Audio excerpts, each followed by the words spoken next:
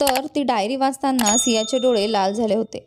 तिने लवकरच पुढचं पान उघडलं की सिया आता 18 वर्षांची होणार आहे आणि मला तिच्याशी लग्न करावं लागणार आहे. तिच्या प्रॉपर्टीचं कारण देऊन मी मॉमला थांबवलं होतं. तो दिवस आता जवळ आलाय. मी मॉमला दुःखी करू शकत नाही. ती माझ्यासाठी देव आहे. तिने मला जन्म दिला आहे, पण मी सियाला तिच्यामुळे त्रास होऊ देणार नाही. आता तो वेळ लांब नाही जेव्हा तिला सत्य कळेल. आता तिला फक्त तेच दिसेल जे मी तिला दाखवेन. मग ती माझ्यावर रागावली तरी चालेल. मला माहीत आहे पुढे काय करायचं आहे. सियाने मग लगेच दुसरं पान वाचलं. आज मानवीला काही असं समजलं जे तिच्या माहितीत येणं योग्य नव्हतं. मानवीच्या मृत्यूचं हे गुपित अजून कुणालाही समजता कामा नये. हे गुपित आता माझ्या हृदयात दफन होईल. हे वाचून सिया गोंधळून जाते. हे हे कोणत्या रस्त्याबद्दल बोलतोय तो? ती लगेच पुढचं पान उघडते. ती निघून गेली आणि मला माहीत आहे ती आता माझ्यावर कायम राग ठेवेल. पण एक दिवस मी तिला सगळं सांगेल, जेव्हा योग्य वेळ येईल.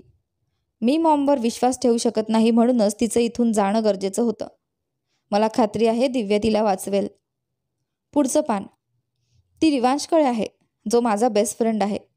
जोपर्यंत बटरफ्लाय त्याच्यासोबत आहे तोपर्यंत मला काही काळजी नाही. आज ख्रिसमस आहे. मला माहीत आहे तिला रेड रोजेस किती आवडतात. काश मी तिला समोरून हे देऊ शकलो असतो.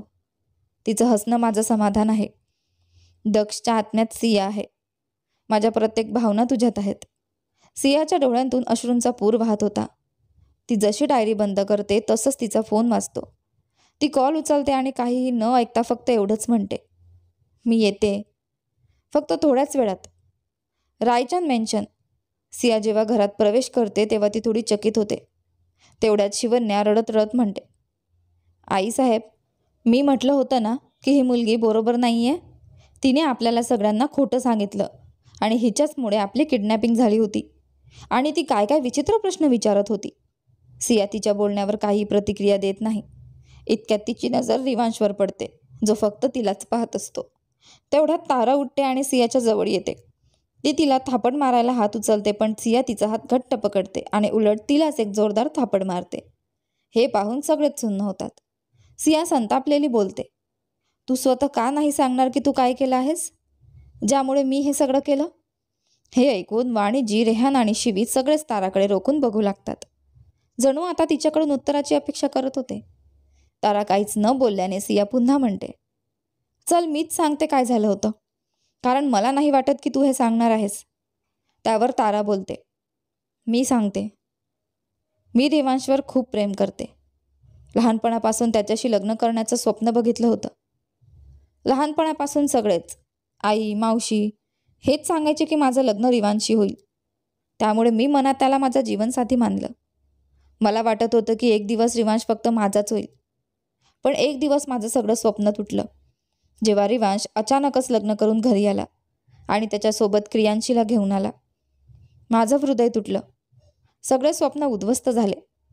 असं वाटलं की माझी पूर्ण दुनिया संपली. आणि या सगळ्याची कारणीभूत होती ती क्रियांशी. रिवांशने फक्त तिच्यावर एक उपकार केला होता, पण तिने स्वतःला त्याची बायको समजायला सुरुवात केली आणि रिवांशने मला तिच्यासमोर काहीच महत्त्व दिले नाही. मी खूप वेळा क्रियांशीला वॉर्निंग दिली, पण ती ऐकत नव्हती. ती याच घरात राहू लागली. माझ्या रागात मी तिला किडनॅप करायला सांगितलं आणि तिला धमकी दिली. माझं म्हणणं होतं की ती घाबरेल आणि रिवांशला कायमचं सोडून देईल, पण तसं काहीच झालं नाही. ती तिथेही ऐकत नव्हती. म्हणून मी माझ्या लोकांना सांगितलं की तिला थोडा त्रास द्या, जेणेकरून ती घाबरेल. म्हणून मी तिला एका अंधाऱ्या खोलीत बंद करून ठेवलं, कारण क्रियांशीला अंधाराची खूप भीती वाटायची. डॅड बिझनेसमध्ये बिझी असल्यामुळे मी स्वतः तिला भेटायला जाऊ शकले नाही. पण काही दिवसांनी जेव्हा मी तिला भेटायला गेले तेव्हा कळालं की ती मेली होती आणि तिची अवस्था खूप वाईट होती. ती आधीच मरण पावलेली होती. त्यामुळे तिला हॉस्पिटलला नेण्याचा काही उपयोग नव्हता. म्हणून मी माझ्या लोकांना पैसे देऊन सांगितलं की तिच्या बॉडीला गुपचूप दफन करा. हे ऐकून वाणिजी तिला जोरात झटकत म्हणाल्या, ती त्याची बायको होती. ती त्याच्यासोबत राहत होती तर काय चुकलं होतं? ती बिचारी कुठे गेली असती? तिची आईसुद्धा नव्हती या जगात. एकदाही तुझ्या मनात आलं नाही काही सगळं? तेवढ्यात रिवांश, जो इतक्या वेळ शांतपणे सगळं ऐकत उभा असतो, म्हणतो, मी तुला कधीच असं काही संकेत दिले नाहीत की मी तुझ्यावर प्रेम करतो किंवा तुझ्यासोबत काही वचन दिलं. अचानक वाणिजींना काहीतरी लक्षात येतं आणि ते आश्चर्याने सियाकडे पाहून म्हणतात, जर क्रियांशी मरण पावली असेल तर तू. त्यांच्या वाक्याचा आधीच सिया बोलते, मी सिया आहे आणि हे संपूर्ण सत्य नाही आजी, जितकं सहजतेने सांगून टाकलं. रायचंद मेन्शन तिचं बोलणं ऐकून सगळेच गोंधळून जातात. तेवढ्यात सिया काही लोकांना बोलावते. काही क्षणातच ते सगळे आत येतात. ते 6 जण होते. सिया त्यांच्याकडे पाहून म्हणते, पूर्ण सत्य सांगा. तारा मॅडमने तुम्हाला नेमकं काय सांगितलं होतं? त्यातील एक जण मान खाली घालून म्हणतो, मॅडमने आम्हाला सांगितलं होतं की त्या मुलीला, क्रियांशीला, खूप मानसिक आणि शारीरिक त्रास द्यावा. असं काही करावं की ती स्वतःच तिरस्कार करायला लागावी. आम्ही त्यांच्या सांगण्यावरून एका आठवड्यापर्यंत त्या मुलीवर अत्याचार केला. दिवस रात्र आम्ही हेच करत होतो आणि शेवटी असा क्षण आला की ती मुलगी टिकूच शकली नाही आणि ती मरण पावली. तिचा मृत्यू पाहून आम्हाला खूप भीती वाटली, कारण आम्ही फक्त तेच करत होतो जे आम्हाला सांगितलं गेलं होतं. आमचा उद्देश तिचा खून करणं नव्हतं. जेव्हा आम्ही ही गोष्ट तारा मॅडमला सांगितली तेव्हा त्यांनी सांगितलं की तिच्या बॉडीला कुठेतरी दफन करून टाका आणि नंतर आम्हाला धमकीही दिली की हे शहर सोडून द्या. त्यांना वाटत होतं की जर आम्ही पकडले गेलो तर त्या पण अडकतील. हे ऐकून तारा जोरात किंचाळते, हे सगळं खोटं आहे, मी काही असं केलं नाही. रिवांश माझ्यावर विश्वास ठेव, मी तुझ्यावर खूप प्रेम करते. रिवांश, मी तुझ्याशिवाय जगूच शकत नाही. मी असं काही केलं नाही, प्लीज माझ्यावर विश्वास ठेव. मी स्वप्नात सुद्धा असं काही करू शकत नाही. आता तुम्ही तर मला ओळखता ना, मी असं काही करू शकत नाही. शीनाजी हे सगळं ऐकून घाबरून गेली होती. तिच्या मनात आत्तापर्यंत फक्त इतकं होतं की तिला काही गोष्टी माहीत होत्या, पण तारा इतकी घाणेरडे कृत्य करत असेल हे तिला माहीत नव्हतं. तिचा त्यात काही सहभाग नव्हता. ती वाणिजींच्या पायांपुढे हात जोडून म्हणते, आईसाहेब मला माफ करा. वाणिजी कठोरपणे म्हणतात, या घरातून बाहेर निघून जा. आईसाहेब, प्लीज असं करू नका. मी तुला पोलिसांच्या हवाली करत नाहीये, हीच तुझ्यासाठी मोठी गोष्ट आहे. तुला जे काही माहीत होतं त्यात सुद्धा तू ताराची साथ दिलीस आणि खरं बघितलं तर या सगळ्यात सर्वात मोठी चूक तुझीच आहे. लहानपणापासून तूच ताराच्या मनात ही गोष्ट भरवलीस की तिचं लग्न रिवांशी होईल आणि नंतर तुझ्या बहिणीला व भाऊबंधांना सुद्धा तू तयार केलंस. त्यानंतर त्यांनाही हे पटवलंस. तर चूक कुणाची झाली? वाणिजींचं हे बोलणं ऐकून शीनाजींचा चेहरा भावनाशून्य होतो. ती म्हणते, तुम्ही अगदी बरोबर बोलताय, ही सगळी चूक माझीच आहे. मी कधीच विचार केला नव्हता की ताराचं वेड एवढं विकृत असेल. इतकं बोलून ती ताराला एक जोरात थप्पड मारते. तारा सतत रडत होती आणि तिचा चेहराही लालबुंद झाला होता. ती रिवांशकडे पाहून म्हणते, हो, मी मान्य करते की मी चुकीचा मार्ग निवडला, पण माझं प्रेम तुझ्यावर खोटं नव्हतं. मला खात्री आहे की तुझ्यावर माझ्यासारखं कोणीही प्रेम करू शकत नाही. रिवांश तिला पाहून थंड स्वरात बोलतो, नको असं प्रेम, जे योग्य चुकीचंही ओळखू शकत नाही. मला तुझा तिरस्कार आहे. हे बोलून तो तिच्याकडून नजर वळवतो. तेवढ्यात तिथे पोलीस येतात. सिया त्यांच्याकडे पाहून म्हणते, इन्स्पेक्टर, अरेस्ट करा हिला आणि ह्या सगळ्यांना. यांनी स्वतः आपल्या गुन्ह्याची कबुली दिली आहे. तारा जात्या वेळी सियाकडे रागाने पाहते आणि म्हणते, सिया, तू कधीच सुखी राहणार नाहीस. तू माझं प्रेम हिरावून घेतलं आहे. देव करो की तुझं ज्या व्यक्तीवर प्रेम होईल तोच तुझा तिरस्कार करो. तिच्या जाण्यानंतर वाणिजी सियाकडे पाहून विचारतात, बेटा तू कोण आहेस आणि क्रियांशीची तुझा काय संबंध? सिया उत्तर देते, ज्याच्याशी आधी तिचं लग्न ठरणार होतं तो मुलगा माझा भाऊ होता. वाणिजी थोडा विचार करत म्हणतात, पण त्याची तर एकच बहीण होती. बहुतेक दिव्या नाव होतं तिचं. हो आजी, दिव्या त्याची जुडी बहीण होती आणि मी त्या दोघींहून लहान आहे. मग ती रिवांशकडे पाहून म्हणते, मला आता जावं लागेल. रिवांश म्हणतो, मी पण येतो. ठीक आहे. सिया आणि रिवांश सध्या एका मेन्शनसमोर उभे होते. हे तेच मेन्शन होतं जिथे सियाने मानवीला पाठवलं होतं.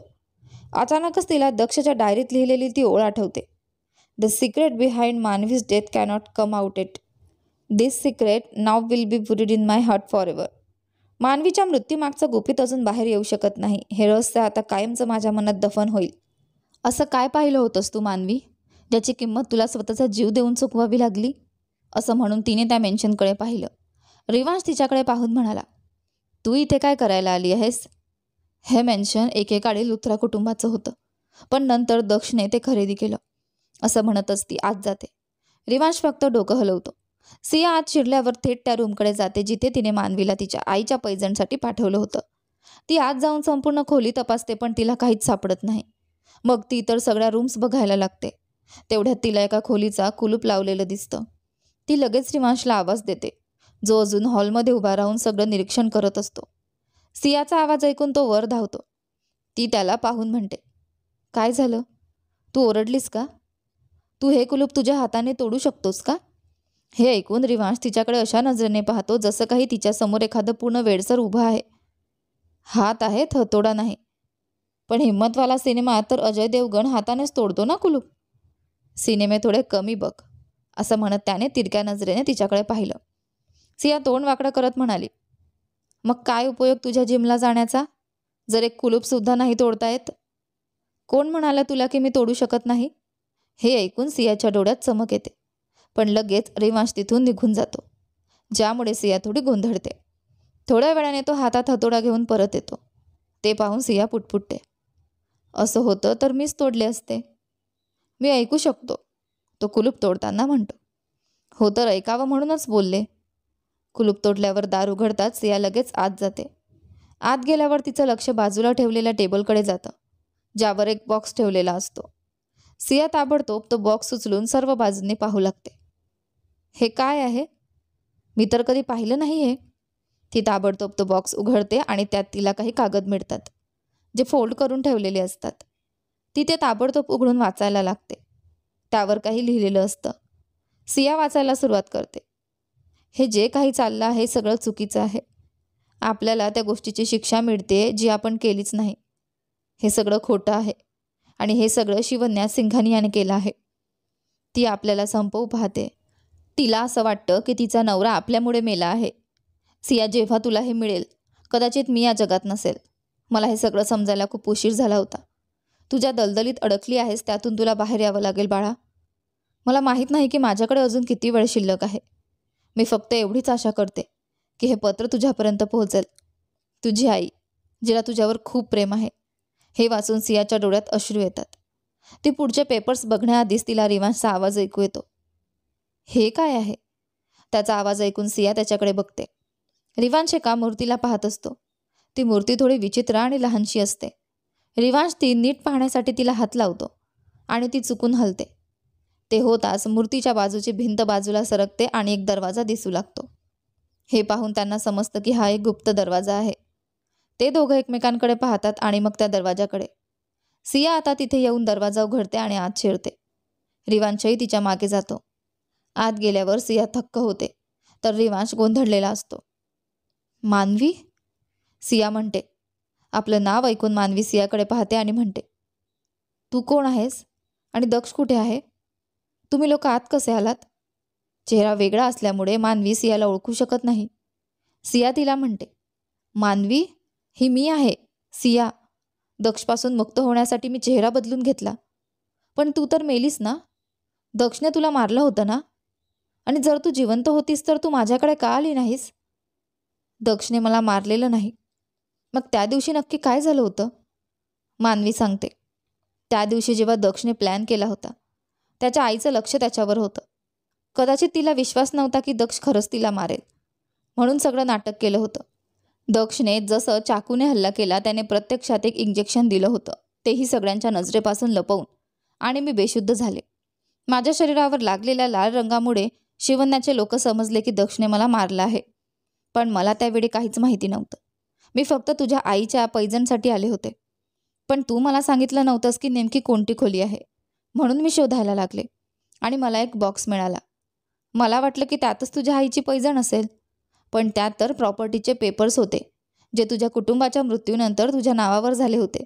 पण दक्षने ते सगळं आपल्या नावावर करून घेतलं, तुझ्या प्रेमाचा उपयोग करून.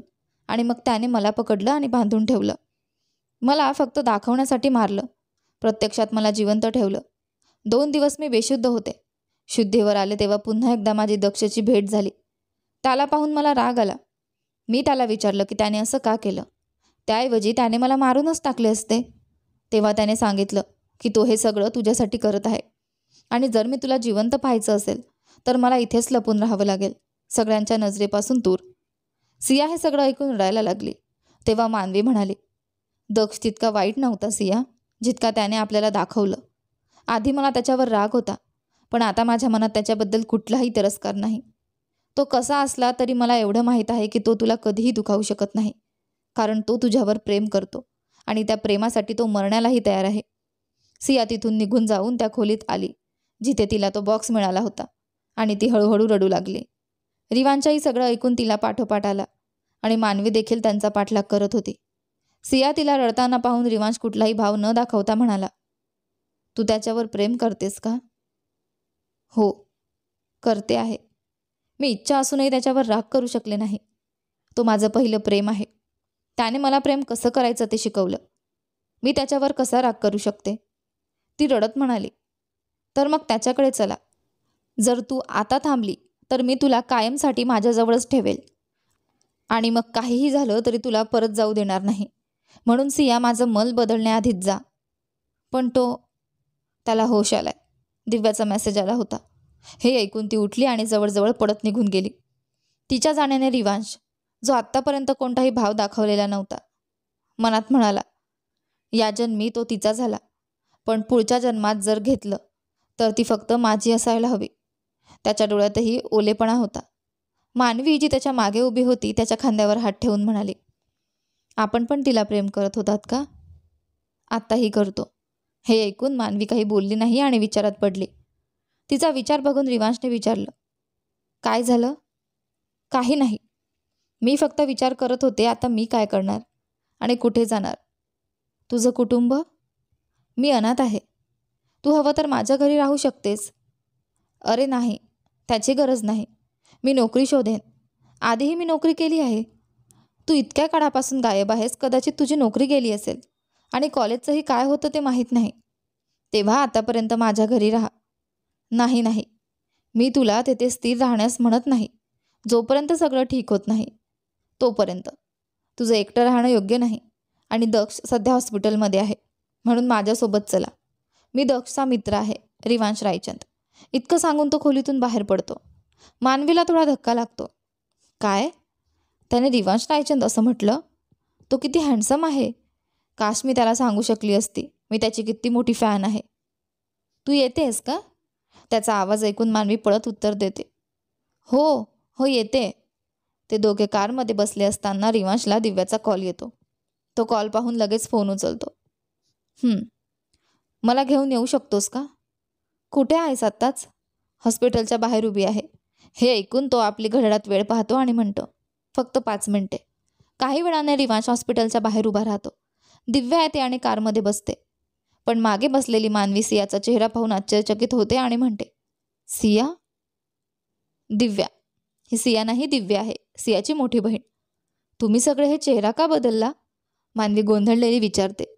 तो रिवांश दिव्याला बघून म्हणाला, लांब कथा आहे. यावरून मानवी काही बोलली नाही. दिव्या खिडकीबाहेर कुठेतरी हरवलेली दिसत होती. रिवांश तिला हातावर हात ठेवून म्हणाला, कधी कधी त्याग करावा लागतो. दिव्याचे डोळे मोठे झाले. ती रिवांशकडे बघून म्हणाली, तुला माहीत आहे? तिचं बोलणं तो मध्येच तोडून म्हणाला, तर तुला काय वाटतं, मला माहीत नाही का?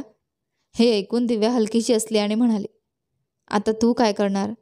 ज्याचं जेवढं नशीब असेल तेच मिळेल. हे ऐकून दिव्याने मान हलवली. दक्ष आणि सिया एका खाईजवळ उभे होते. तेव्हा दक्ष म्हणाला, तू मला इथे का आणलंस? तुझ्याकडून काही विचारायचं होतं. मग विचार. किती प्रेम करतोस? ही विचारण्यासारखी गोष्ट आहे का? इतकं प्रेम करतो की काहीही करू शकतो. मी सुद्धा तुझ्यावर खूप प्रेम करते दक्ष, असे म्हणत ती त्याला मिठी मारते. नंतर त्याच्यापासून वेगळी होऊन म्हणते, तुझ्यासाठी एक सरप्राईज आहे. काय आहे? इतक्यात सिया त्याला जोरात ढकलून टाकते. दक्ष, ज्यासाठी पूर्णपणे तयार नव्हता, तो समजून घेत नाही आणि त्या खाईत पडतो. पडताना त्याच्या डोळ्यात भीती नव्हती, फक्त एकच प्रश्न होता, की असं का केलं? तिथे वरून सिया म्हणते, मी रिवांशवर प्रेम करते आणि त्यासाठी तुला मारणं गरजेचं होतं. हे ऐकून त्याच्या डोळ्यांतून अश्रू ओघळतात आणि नंतर तो चुपचाप गायब होतो. ती खाई खूप खोल होती. सिया तिथून आपला चेहरा वळवते. तिच्या चेहऱ्यावर एक दैत्यसदृश स्मित रूप हसू असते. ती शैतानी हास्य करत म्हणते, प्रेमात विश्वासाची अपेक्षा प्रत्येकाच्या मनात असते, पण प्रेमात विश्वास मिळणं अनिवार्य नाही. समाप्त. आपली ही कथा इथे संपली आहे. तर आशा आहे की तुम्हाला आपली ही क्रूर प्रेमाची वेळ ही कथा आवडली असेल. तर आपली ही संपूर्ण कथा खूप सस्पेन्सफुल होती, पण तुम्हाला कशी वाटली कमेंट करून मला नक्की कळवा. आपल्या आजच्या भागांना खूप प्रेम द्या, लाईक करा, शेअर करा, चॅनलवर नवीन असाल तर सबस्क्राईब करा आणि हो, तयार रहा आपल्या पुढच्या अशाच एका अप्रतिम कथेसाठी. धन्यवाद.